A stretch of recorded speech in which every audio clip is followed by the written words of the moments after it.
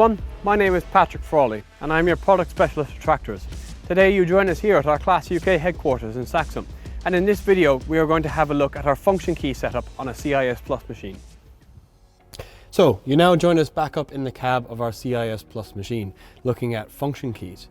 So what we can see on our CIS Plus machines across the board, no matter what spec we have, is 4 function keys available on the entire armrest. We can see F1 and F2 on the left hand side of the armrest, and we can see F3 and F4 on the left hand side of the Electropilot joystick. And what's quite nice about these two is the fact that they're paired together. So when we have a mirroring function such as lifting and lowering or up and down on a cultivator, for example, we can use these two different pairs to group that function together.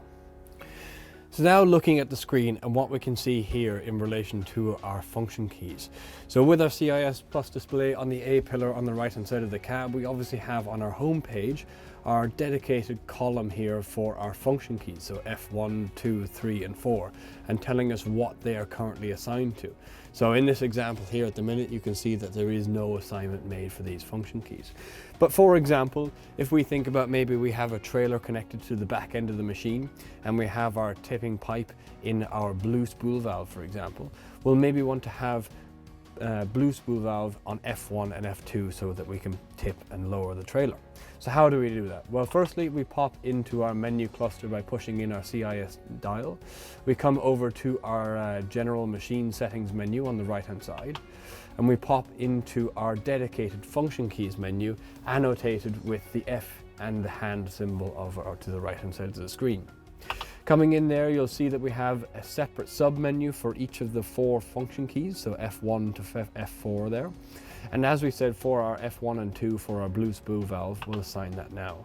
So by tapping into F1 and coming down until we see blue valve plus that we see here, so pumping our blue spool valve in the positive direction, we select that. We then pop out of that and come into our F2 menu, and we'll now assign our blue valve float, so that once we've tipped the trailer, we can then float our blue valve on F2, and the trailer can then be tipped and lowered off of our function keys.